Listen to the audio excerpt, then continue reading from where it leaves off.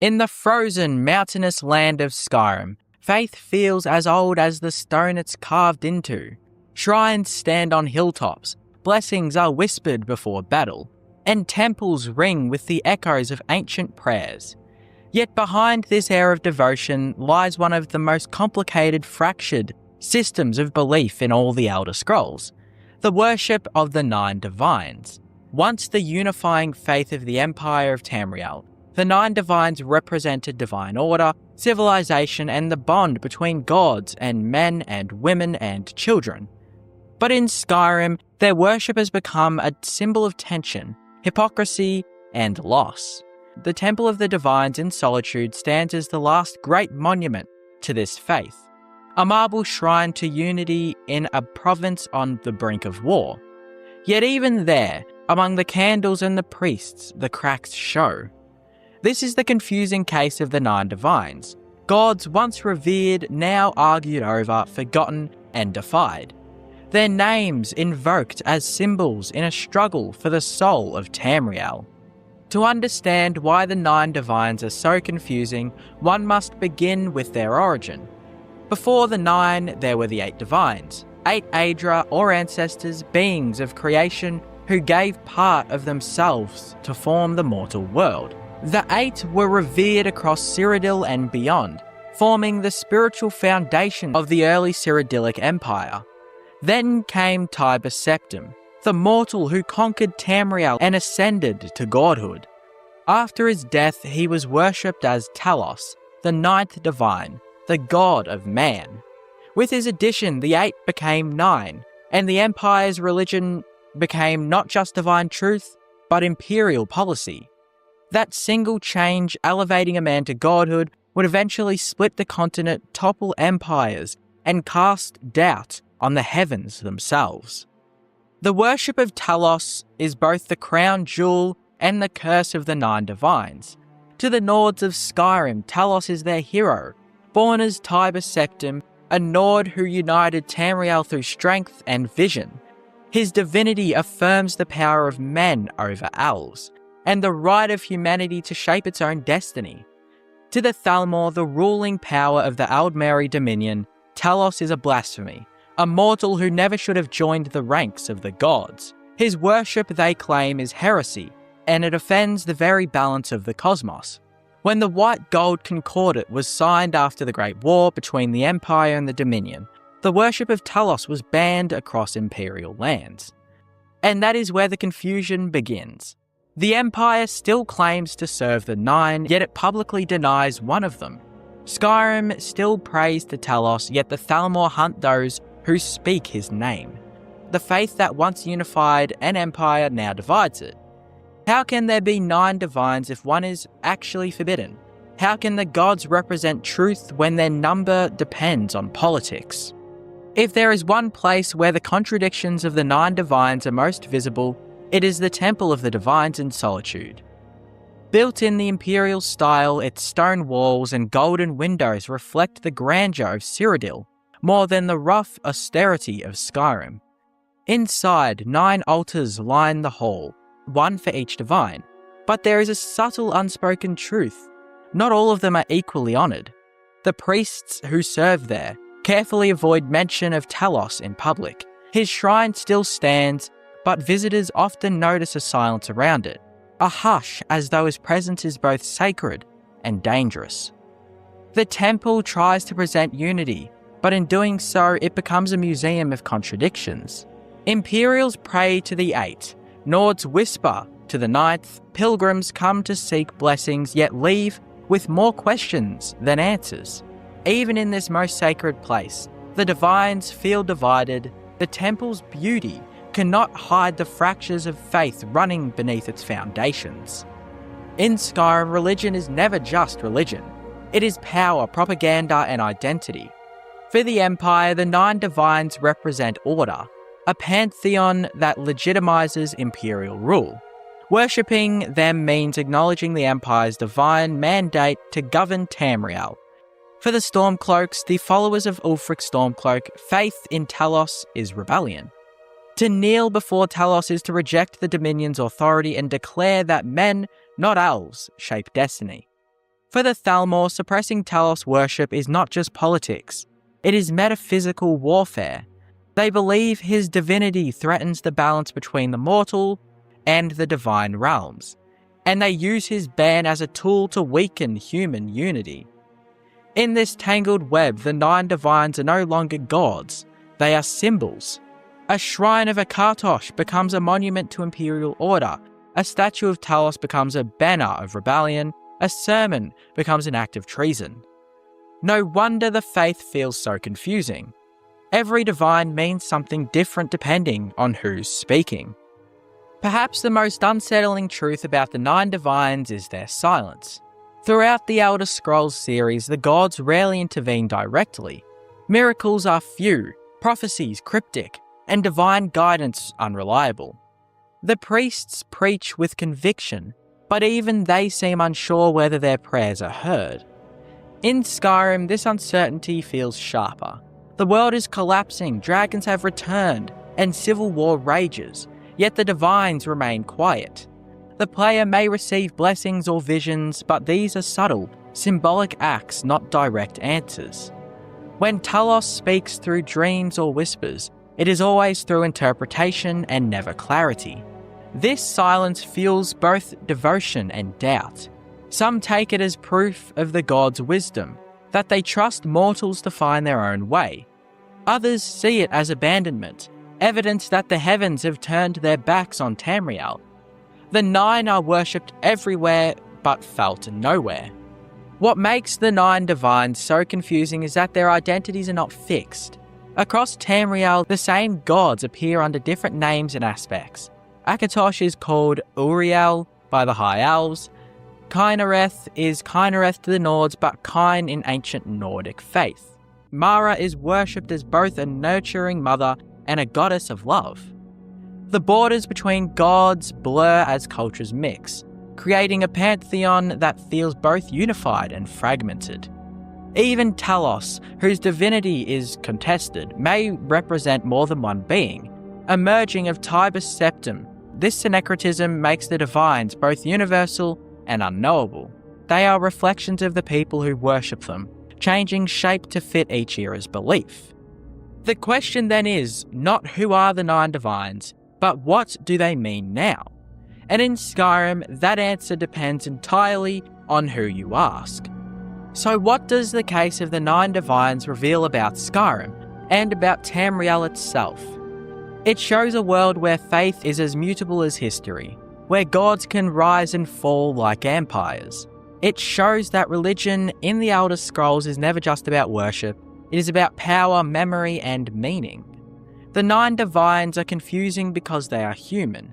They are shaped by the people who believe in them, redefined by war and rewritten by politics. Their contradictions mirror our own, the need for certainty in a world built on mystery. Perhaps that is the greatest truth. The gods are not fixed. They are living symbols of change. And in that way, confusion is not a flaw. It is faith itself. In the quiet halls of the Temple of the Divines, the candles flicker against stone walls. Pilgrims come and go, each whispering prayers in their own language, to their own versions of the truth. At the far end stands the altar of Talos. Sometimes a priest dares to dust it, sometimes not. Yet always someone leaves a coin there, even though it's gone. Small, silent defiance against the decree of gods and men. The 9 divines endure not because they are clear or perfect, but because people keep believing, even when they no longer understand why. And maybe that is the most divine mystery of all. Power in Skyrim often comes at a cost, and nowhere is that more clear than with the Daedric princes. They aren't rulers in the traditional sense. They don't govern lands or lead armies in ways you can easily understand. Instead, they influence from the shadows, shaping people, twisting desires, and offering power that always feels just a little too tempting to refuse. But not all of them are equal. Some are chaotic, some are manipulative, and some are just outright cruel. The line between them isn't always clear, and that's what makes them so interesting. Because what one prince sees as a gift, another might see as control. What feels like a blessing at first can quickly turn into something much darker. Some Daedric princes operate through deception, others through domination. But Namira stands apart because she doesn't try to disguise what she represents. She embraces it fully and expects you to do the same. Known as the Daedric Prince of Decay, Rot, and all things rejected by society, Namira isn't concerned with power in the traditional sense. She doesn't promise glory, status, or even control. Instead, she offers something far more unsettling: acceptance of what is considered repulsive, and a complete rejection of what most people would call normal. And that's exactly what makes her one of the most disturbing and arguably one of the most evil Daedric princes in all of Skyrim. Namira's influence is built on inversion.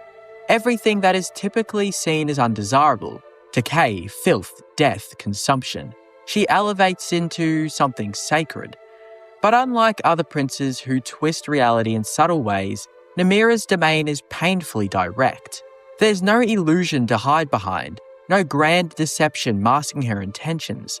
What you see is exactly what you get. Rot is rot, flesh is flesh, and yet, under her influence, these things are no longer meant to be avoided. They are meant to be embraced. The philosophy comes to life most clearly through her followers. In Skyrim, Namira's worshippers aren't hidden behind layers of secrecy or complexity. They gather openly, unified by a shared belief that would be considered unthinkable by nearly everyone else: cannibalism. And what makes this especially disturbing isn't just the act itself, it's how normalized it becomes within her circle. There's no hesitation, no sense of wrongdoing. Instead, it's treated as a ritual, as communion, as something that brings them closer to their prince. And that's where Namira's true cruelty begins to show, because she doesn't just encourage horrific behaviour, she reframes it. She takes something that would naturally repel most people and turns it into a source of belonging. For those who feel cast out, rejected, or disconnected from society, Namira offers a place where they are not only accepted, but valued. But that acceptance comes at a cost. You must abandon the very instinct that would normally define your humanity. You don't resist the darkness, you become part of it.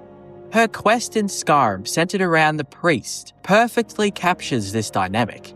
What begins as a relatively simple task, investigating strange activity in Markarth, quickly turns into something far more disturbing. You are led deeper into a hidden gathering, surrounded by individuals who speak calmly, even warmly, about something deeply grotesque. And at the center of it all is Namira's influence, guiding the situation toward a ritual that forces the player into a choice. Not between good and evil in a dramatic sense, but between rejection and acceptance. You can walk away, refuse to participate, and maintain a moral distance from what's happening. Or you can embrace it, take part in the ritual, consume the priest, and in doing so, align yourself with Namira's worldview. What makes this moment so effective is how grounded it feels. There's no massive spectacle, no overwhelming display of power, just a quiet, deliberate act that carries far more weight than most of the grander choices in the game. And if you choose to go through with it, the reward, Namira's ring, reinforces everything she stands for. It grants power through consumption, turning an act of horror into a mechanical advantage. That's how Namira operates. She doesn't force you, she tempts you into redefining what you're willing to accept. And once that line is crossed, there's no real going back. Compared to other Daedric princes, Namira's scope might seem smaller. She isn't trying to conquer realms or dominate entire populations, but that's part of what makes her so effective and so disturbing. Her influence is personal, intimate. It doesn't rely on large-scale destruction, but on individual transformation. She doesn't need to control the world if she can change how people see it. And once someone begins to see decay as beauty, consumption as connection, and rejection as belonging, they're already hers. There's also something uniquely uncomfortable about how grounded her themes are. Other princes deal in concepts that feel distant: madness, destruction, domination on a cosmic scale. But Namira's domain is much closer to reality. Decay is something everyone understands. It's part of life, part of death, part of the natural order. But Namira doesn't just accept that, she glorifies it. She turns something inevitable into something desirable. And in doing so, she removes the boundary that most people rely on to separate themselves from it. And that's what makes her evil in a way that feels different from the rest. It's not just about what she does, it's about what she asks you to become. There's no illusion of heroism, no justification that softens the act. If you follow her, you know exactly what you're choosing.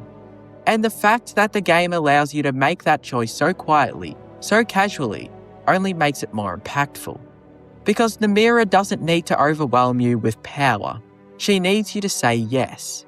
And once you do, you're no longer standing outside of her world. You're part of it. For her ability to take what is universally rejected and turn it into something embraced, for the deeply personal and irreversible nature of her influence, and for how disturbingly grounded her philosophy feels compared to other Daedric princes, Namira stands as one of the most evil forces in all of Skyrim. Some Daedric princes blur the line between cruelty and purpose, masking their intentions behind ideology or twisted forms of balance. Molag Bal does not. There is no misunderstanding him, no alternative perspective that softens what he represents. He is domination in its purest form. The Daedric prince of enslavement, control, and the complete destruction of another's will.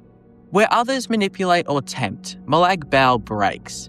And that clarity is exactly what makes him one of the most undeniably evil forces in all of Skyrim. Everything about Molag Bal revolves around power over others. Not influence, not persuasion, ownership. He doesn't want followers in the traditional sense. He wants subjects, people stripped away of agency, reduced to tools that exist solely to serve him.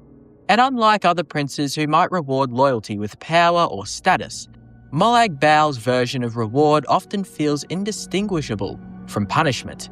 Serving him isn't an honour, it's submission. This philosophy is made painfully clear during his quest in Skyrim, centred around the abandoned house in Markarth. At first, it feels like a typical haunted location. Strange noises, a mysterious presence, something hidden beneath the surface. But as you move deeper inside, that illusion falls apart quickly. The voice guiding you isn't seeking help. It's testing you, pushing you, and by the time you reach the altar, there's no ambiguity left. Molag Bal isn't just asking, he's commanding. When the priest, Logrolf the Willful, is brought before you, the situation becomes one of the most uncomfortable moments in the game. You're not fighting a monster, you're not defending yourself. You're being told to break someone, to beat them into submission until they renounce their faith and give themselves over to Molag Bal. And the game doesn't frame this as a misunderstanding. It's deliberate. You are participating in an act of domination, one that strips another character of their identity and replaces it with forced devotion. There's no greater goal, no hidden necessity. It's not about saving the world or gaining knowledge. It's about control. And the most disturbing part is how direct it is. There's no layer of abstraction to distance you from what you're doing. Every action is intentional, every step reinforcing the same idea. Molag Bal's power comes from breaking others down until there's nothing left but obedience. Even the artifact he grants, the Mace of Molag Bal, reflects this. It doesn't just deal damage, it drains stamina and magicka, weakening enemies, making them easier to overcome. It embodies his philosophy perfectly, not just defeating opponents, but reducing them, taking what they have and leaving them with less. It's domination made mechanical. But what truly elevates this Daedric prince into a different level of evil isn't just what you experience in Skyrim, it's what he represents across the broader lore. He is known as the creator of vampires, a race born not from natural transformation, but from acts of violation and control. Vampirism under Molag Bal's influence isn't a gift in any traditional sense. It's a curse rooted in his desire to spread his dominion into the mortal world. Even when his influence appears to grant power, it's never without a cost. There's always a loss of autonomy, a shift away from self towards something that ultimately serves him. And that's the pattern with Molag Bal. Everything he touches becomes an extension of his will, whether it's individuals, entire groups, or even entire realms. His goal is always the same: to impose himself onto others until there's nothing left that exists independently. Compared to other Daedric princes, there's a stark absence of ambiguity here. Mehrunes Dagon represents destruction, but destruction can be chaotic, even impartial. Sheol-Garath embodies madness, but madness is unpredictable, sometimes even harmless. Even Namira, disturbing as she is, offers a form of belonging. Molag Bal offers none of that. There's no nuance to his cruelty, no alternate interpretation that reframes his actions in a less severe light. He doesn't trick you into serving him. He forces the situation until you either comply or walk away. And even walking away doesn't feel like a victory. It just means you refuse to engage with something fundamentally corrupt. That lack of complexity is what makes him so effective as a symbol of pure evil. In a world where morality is often grey, where choices come with trade-offs and consequences that aren't always clear, Molag Bal stands as something absolute. A reminder that some forces don't need justification. They simply are. And in Skyrim, that presence lingers even beyond his quest. The idea that something like him exists, watching, waiting, influencing from beyond, adds a layer of discomfort to the world.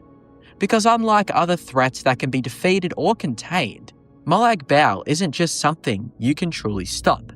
He doesn't need to win in a traditional sense. He just needs moments, small acts of submission, broken individuals, choices that give him even the slightest foothold. And over time, that's enough. For his complete disregard for autonomy, his focus on domination over all else, and the deeply uncomfortable nature of the actions he demands from both his followers and the player, Molag Bal stands as one of the most evil Daedric princes in all of Skyrim, if not the most evil Daedric prince in the entirety of the Elder Scrolls. The Daedric princes were never meant to be understood in simple terms. They exist outside of Skyrim's rules, outside of its morality, its balance, its sense of right and wrong. But even among them, there are clear differences. Some deal in chaos, others in manipulation, others in strange, almost neutral forms of influence. But then you have princes like these. Namira, Molag Bal don't just blur the line between good and evil, they ignore it completely. Namira twists something deeply human, taking rejection and turning it into something dark and irreversible. She doesn't force you, she changes what you're willing to accept, until the line you once had doesn't even exist anymore. Molag Bal is far more direct. There's no illusion with him, no hidden meaning, just domination, control, and the complete destruction of free will. He doesn't want followers, he doesn't want ownership, and everything he touches reflects that. And then there's Mehrunes Dagon. Wider in scale, but no less dangerous. He doesn't focus on individuals. He tears at the world itself, turning simple ideas like change and ambition into something catastrophic, until destruction becomes the only outcome. And that's what ties all three of them together. They don't just cause harm, they redefine it. They take things that might seem understandable at first, belonging, power, change, and push them so far that they become something unrecognizable, something irreversible. And the most unsettling part, you're never forced into it. Every interaction, every quest, every choice, they all give you an option to walk away. But if you don't, then you're not just witnessing their influence, you're basically a part of it. In the grim and frostbitten world of the Elder Scrolls Skyrim, necromancy is no laughing matter. It is a forbidden art, a manipulation of the sacred balance between life and death. To most, the practice is abhorrent, an act reserved for the darkest corners of Tamriel. Yet in this world of undead horrors, Daedric cults and vampire covens, there exists one figure whose infamy transcends horror and dips into the bizarre: the paltry reanimator. Unlike the King of Worms or the powerful necromancers of the College of Winterhold, the paltry reanimator's story is not one of ambition, conquest, or the pursuit of forbidden knowledge. It is one of absurdity, a case so strange it borders on parody. And yet it reflects something deeply human about Skyrim's relationship with magic, madness, and meaning. But while other necromancers raise armies of the dead, the poultry reanimator chooses to raise chickens. And in that act, Skyrim's dark tone fractures, revealing humour, tragedy, and mystery in equal measure. To understand the legend of the poultry reanimator, one must first understand Skyrim's strange relationship with chickens. In most of the province, chickens are sacred, not in a religious sense, but in a cultural one. To harm or steal a chicken is to commit an unforgivable act. Guards will kill over it, bounties will be placed. The killing of a single chicken can unleash more fury than slaying a Jarl's son. So when word spread that a necromancer had not only killed chickens, but reanimated them, Skyrim's people reacted with equal parts of horror and confusion. The poultry reanimator, whose real name, if they ever had one, is lost to history, was said to dwell on the outskirts of civilization, practicing forbidden arts in some remote cave or ruin. Unlike most necromancers who filled their lairs with human skeletons and corpses, this one was surrounded by the undead forms of squawking, clucking chickens, an unholy parody of barnyard life. To some, it was a comedy, to others it was blasphemy, and to a few, particularly those who understood the deeper lore of necromancy, it was something far more unsettling, a sign of madness taken to its logical extreme. But who really was the poultry reanimator? There is no questline dedicated to them. Why would there be? There's no journal revealing their thoughts, no official record. And yet players who stumble across necromantic scenes involving reanimated poultry, or find hints of the act scattered through Skyrim's random encounters, inevitably piece together the myth.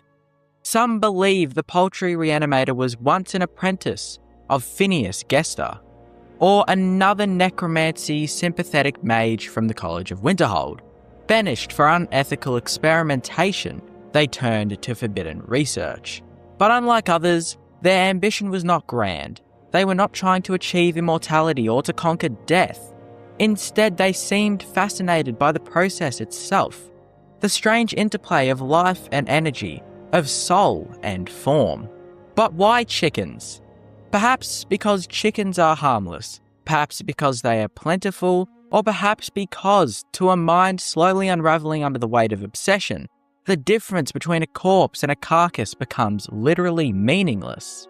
In this way, the poultry reanimator represents a curious reflection of Skyrim's darker themes, that in a world where death is constant, even the grotesque can become ordinary.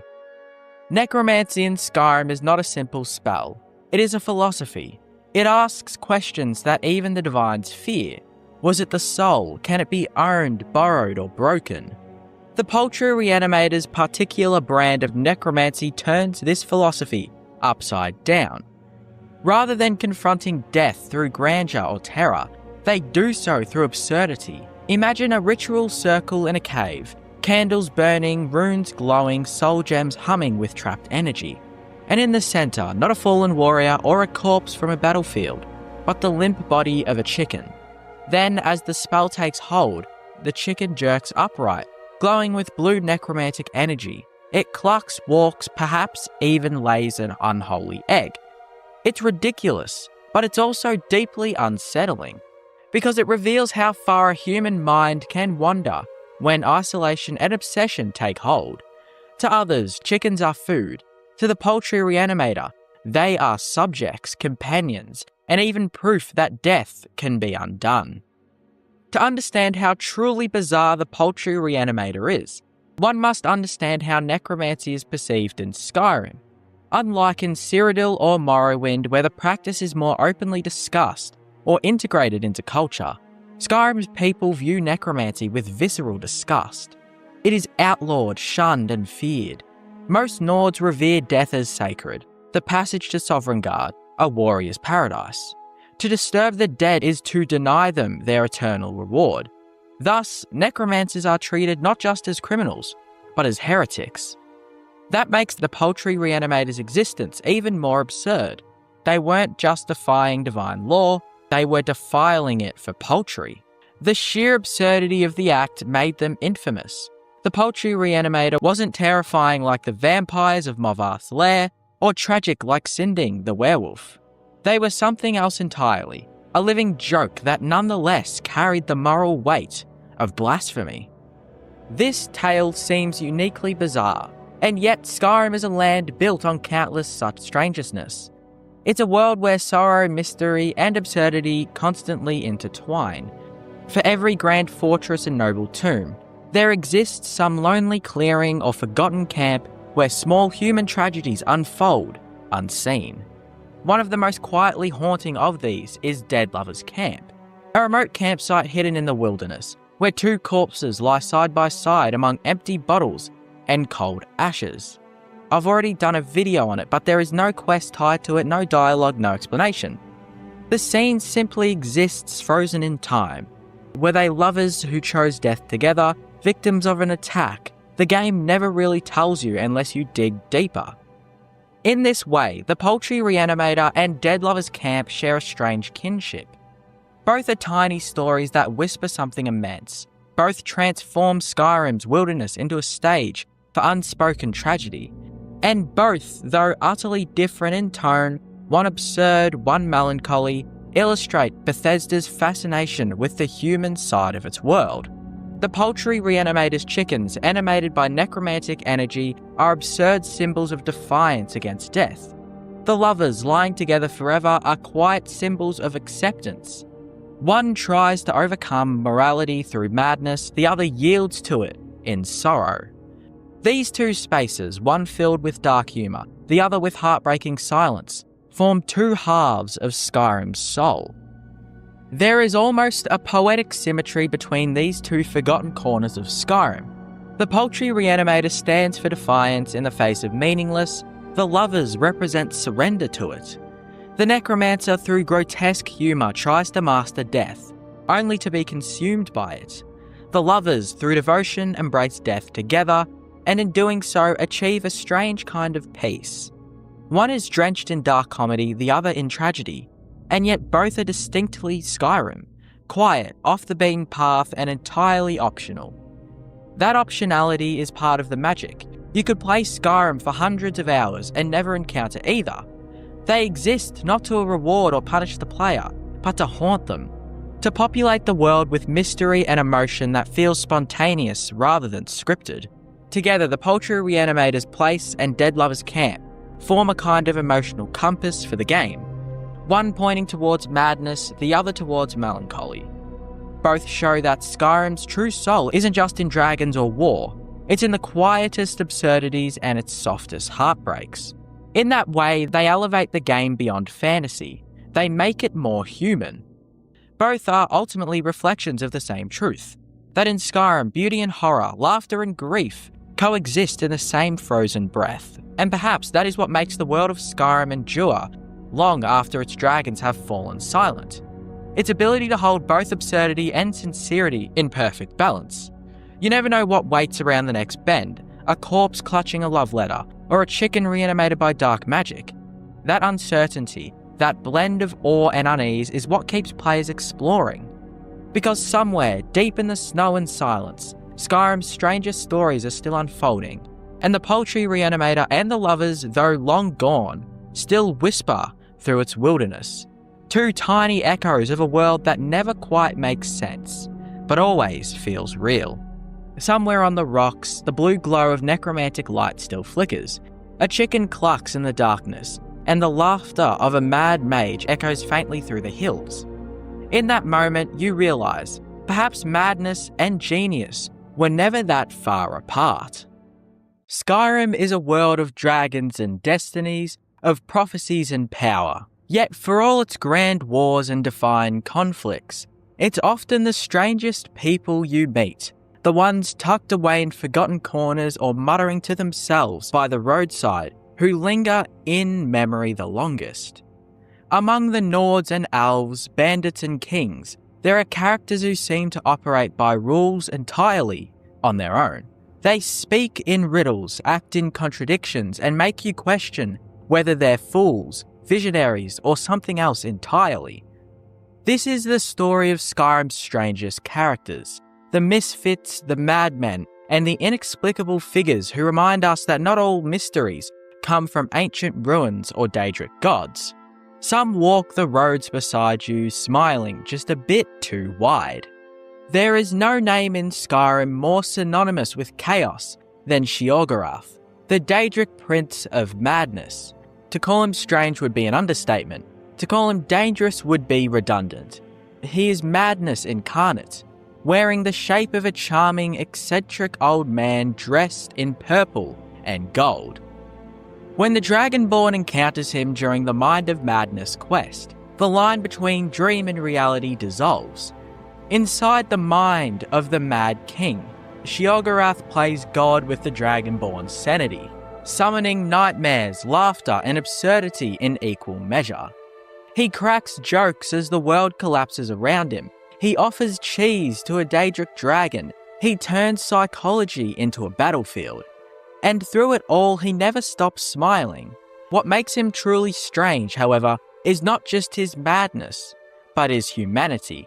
He is in fact the remnant of the mortal hero of Kvatch from the Elder Scrolls IV Oblivion, who once replaced Sheogorath himself. In Skyrim, he is both god and ghost, a man who became madness. He embodies Skyrim's most bizarre truth, that even heroes can lose themselves in their own legend. If Sheogorath is madness made divine, then Cicero is madness made flesh. The self-proclaimed keeper of the Night Mother, Cicero is one of Skyrim's most notorious and unsettling figures. Dressed in jester's garb, he dances between humour and horror, treating murder like music and corpses like company. When you meet him outside Whiterun, his wagon broken, his speech fractured, you can sense immediately that something isn't right. His laughter lingers a little too long. His words twist between joy and rage. He calls the Night Mother Mother with such devotion, it becomes perverse. Inside the Dark Brotherhood, Cicero is both comic relief and creeping dread. He pirouettes through bloodshed, sings to himself in dark corners, and treats assassination as art. Yet beneath the mania lies tragedy. Cicero once served a brotherhood that had meaning, a purpose that stretched across the empire. Now he guards a coffin mocked by the world he once terrified. His insanity is not mindless, it's grief that's curdled into madness. Cicero is strange not because he's crazy, but because his madness is so deeply human. He laughs because the silence would kill him. Inside Dragon Reach, in Whiterun, lives Nelker, the youngest son of Jarl Bolgraf, the Greater. To most, he's just another royal child, but if you speak to him, you'll find a tone too dark for his years, and a secret that chills the blood. Nalkir is possessed, or at least influenced, by Mephala, the Daedric Prince of Lies and Secrets. Hidden beneath Whiterun is the Whispering Door, a sealed chamber where Mephala's voice echoes through the ages, and only Nalkir can hear her. The boy speaks with unnatural calm, as though he's accepted the corruption in his mind. He tells you that the door speaks to him, that it tells him secrets about his family, about betrayal, and about power. There is something profoundly eerie about his demeanour. Not overtly evil, but quietly wrong. He's a child stripped of innocence by something ancient and unseen, trapped between mortal youth and divine manipulation. In a world where dragons roar and armies clash, the true horror sometimes comes from the soft voice of a child whispering, "The door is whispering back at me again." Few NPCs in Skyrim are as instantly infamous as Nazim, the Redguard noble who seems to exist for one purpose, to remind you that he's better than you. You don't get to the Cloud District very often, do you? Oh, what am I saying? Of course you don't. That single line has immortalised him in meme, mod, and massacre alike. Players have invented hundreds of creative ways to silence Nazim forever, from Fusro Dar off Dragon Reach's steps to elaborate assassination plots. But beneath the humour lies something strangely intentional. Nazim isn't just a rude man, he's a reflection of Skyrim's class divide. He is the embodiment of arrogance born from privilege, the smug superiority that festers in a city of warriors and peasants. He's strange not because of his words, but because of how universally he provokes hatred. Every player, no matter their path, wants to kill him, and yet the game never punishes you for it. In a world full of dragons and Daedra, the man most despised by players is just a snob. Perhaps that's the strangest thing of all, that the greatest villain of Whiterun isn't a dragon, but a man who can't stop talking about his farm. In the jail of Falkreath, you meet Sinding, a weary, tormented man who speaks with the calm of someone already condemned. He is no ordinary prisoner, he is a werewolf, cursed by the Daedric prince Hircine to hunger endlessly for blood. His story begins with tragedy. Sinding killed a child in a fit of transformation, unable to control the beast within. Now he hides, ashamed and terrified, trapped between guilt and primal instinct. If you follow his quest ill met by moonlight, you find him hunted in the wilderness, a creature of both man and monster. Sinding is strange because he defies Skyrim's moral simplicity. He is both victim and villain, both murderer and mortar. When you confront him, you must choose: kill him for Hircine's favour, or spare him and defy a god. His presence lingers in the mind long after the quest ends, not because he's evil, but because he's broken. He's the strangest kind of character, one whose horror is rooted in humanity. At first, Sam Giovanni seems harmless, just a friendly man offering a drink contest in a tavern. But one mug turns into another and another until you wake up halfway across Skyrim, your memory gone, the innkeeper furious, and your reputation in shambles. What follows is a night to remember, one of Skyrim's most bizarre and delightful quests. As you retrace your drunken misadventures, finding a goat you apparently sold to a giant, cleaning up a wedding you crashed, and apologising to a witch you insulted, you slowly uncover the truth. Sam isn't a man at all. He's the Daedric prince of debauchery, testing your spirit through chaos and revelry. He doesn't curse you or challenge you, he just wants to see if you can laugh at yourself. Unlike other Daedra, he's not trying to corrupt or destroy you. He's reminding you that life, even in a world of dragons, should be enjoyed. He's strange, yes, but his madness feels almost kind. And in Skyrim, that's a rare thing to find. What unites all these characters, from Sheogorath to Nazim, is that they defy Skyrim's logic. They are too aware, too whimsical, too tragic, or too out of place to fit neatly in a world of steel and snow. Each represents a different kind of strangeness, divine, human, or moral. Their oddities remind players that Skyrim, for all of its realism and grit, is a world of imagination. It's not just a land of warriors and kings. It's a place where madness walks in mortal skin, where gods drink in taverns, and where children speak with the voices of the damned. They are the eccentric threads that make Skyrim's tapestry complete. Without them, the world would feel predictable, and in Skyrim, predictability is death.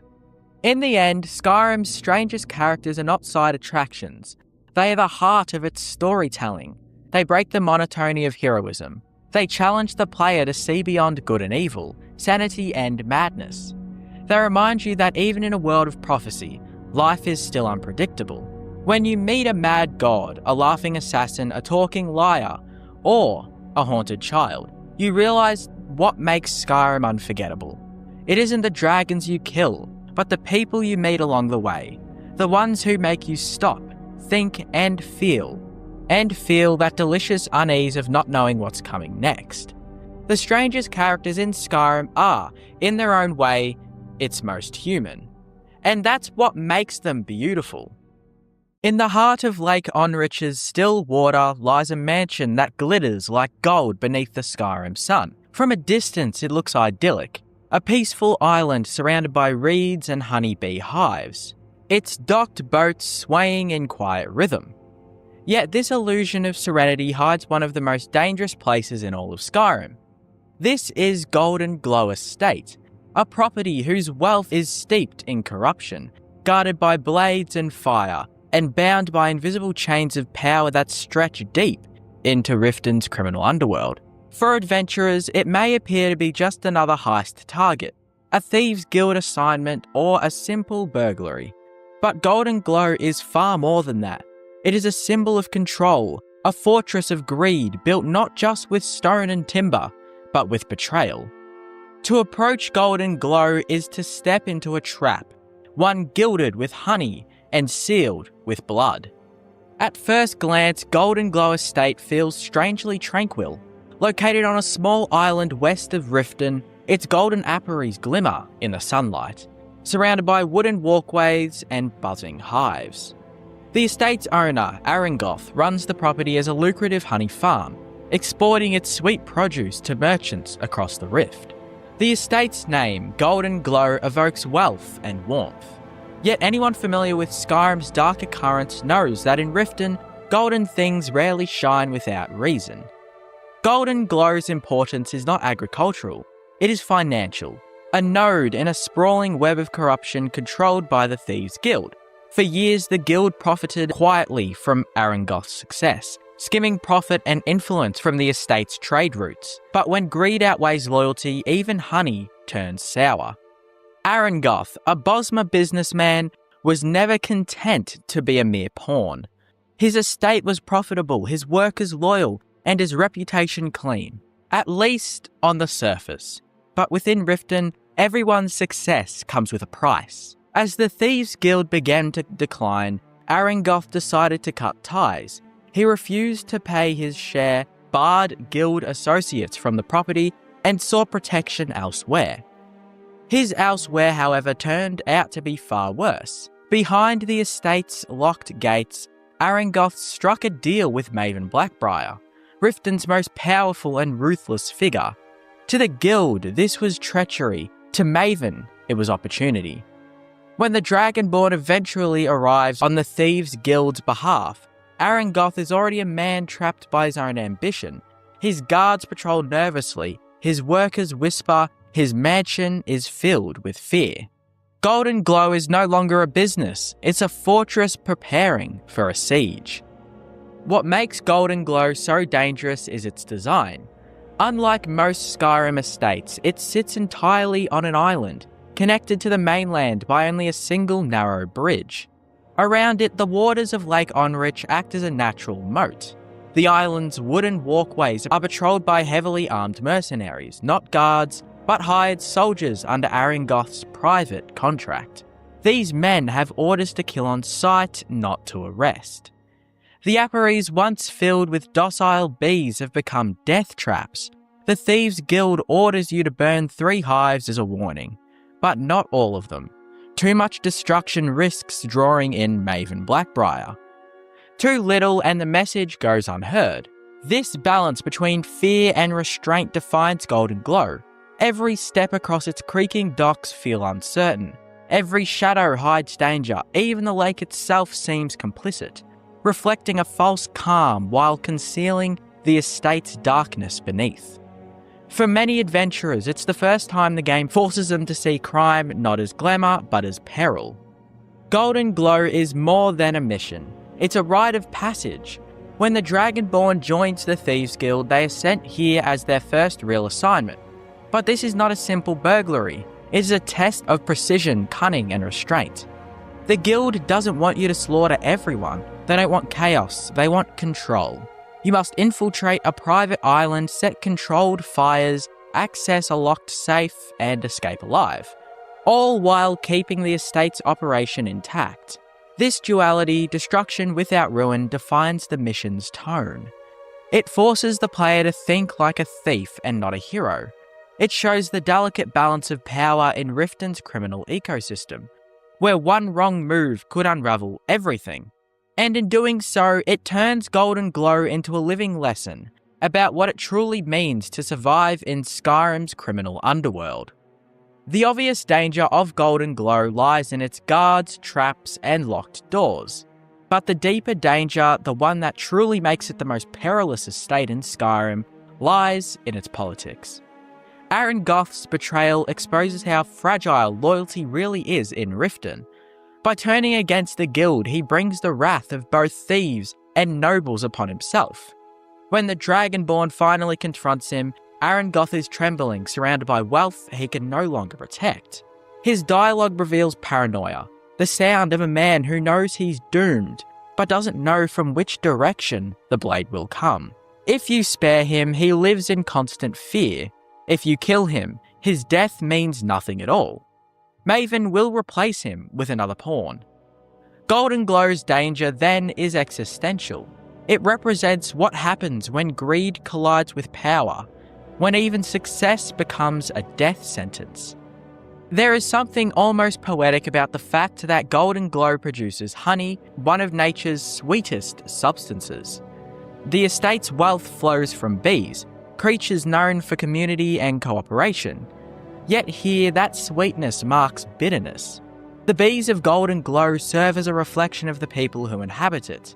They work tirelessly for someone else's profit, their hives burned or raided when power shifts. Arangoth is their queen, protected, isolated, yet ultimately disposable. Even the golden colour of the estate's name feels tainted. Gold in Skyrim never represents purity, it represents temptation, and Golden Glow is drenched in it.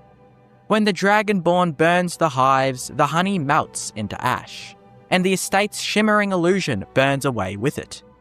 What remains is truth. Golden Glow was never a paradise, it was always a gilded prison. No discussion of Golden Glow can exist without Maven Blackbriar, the true spider at the centre of this web. Though she doesn't own the estate outright, Maven controls its fate entirely. Arangoth's betrayal may have started the conflict, but Maven finishes it. Through her influence, she ensures the Thieves' Guild reclaims its power, punishing the Bosma for her insolence. Maven's involvement makes Golden Glow more than a local affair. It ties the estate to Skyrim's entire network of crime, commerce, and control. In many ways, Golden Glow is not dangerous because of its guards or layout. It is dangerous because it's visible, a stage where Maven and the Guild play out their invisible war for dominance. You are merely a piece in that game, and once you've served your purpose, you're reminded who truly owns Riften's gold. Golden Glow Estate endures as one of the most memorable locations in Skyrim, not because of what it contains, but because of what it represents.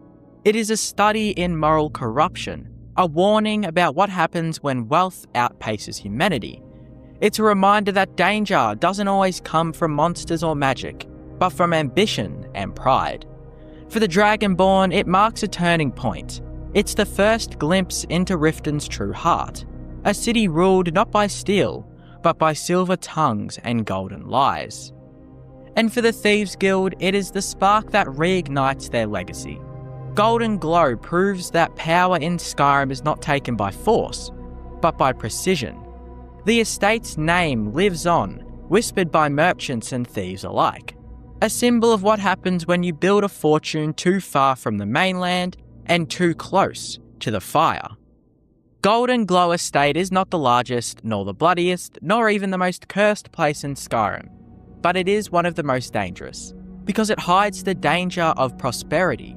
It teaches that wealth and safety are illusions, and that the most golden places often have the darkest shadows. In a land of dragons and Daedra, it is not the monsters that haunt the lakeside estate. It is the people, their greed, their fear, their desperate need for power. And so the estate endures, gleaming under the sun like a coin that was freshly minted. A trap waiting for the next soul to believe in its shine. Because in Skyrim, even honey tastes like blood. Few conflicts in the Elder Scrolls series are as morally tangled, politically nuanced, and emotionally charged as the civil war in Skyrim. It is a war fought not between good and evil, but between competing visions of honour, freedom, and faith. It is not a simple clash of swords and banners, but a struggle for identity, for what it means to be a Nord and for what it means to be free. On one side stands the Imperial Legion, the arm of the Cyrodiilic Empire. led by General Tullius, disciplined, pragmatic, and desperate to hold a crumbling empire together. On the other side rise the Stormcloaks, fierce Nords under the banner of Ulfric Stormcloak, fighting for the right to worship their god Talos and to cast out what they see as foreign oppression. To the casual observer, the war might seem simple: rebels against rulers, freedom against tyranny, but beneath the surface lies a far more intricate and haunting question. Who is truly right? In the cold winds of Skyrim, morality freezes as easily as the rivers. The Civil War is not a story of heroes and villains. It is the story of people torn between survival and pride. The origins of the Skyrim Civil War are rooted in the White Gold Concordat, a peace treaty signed between the Empire and the Aldmeri Dominion, ending the Great War that had devastated Tamriel.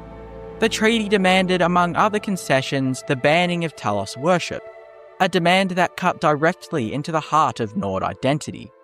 For the Nords, Talos is not just a god, he is Tiber Septim, a man who ascended to divinity, a Nord hero who once unified Tamriel under his rule.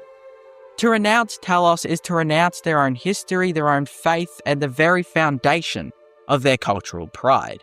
To the Empire, the ban was a bitter necessity, a way to secure peace and prevent total annihilation by the Dominion.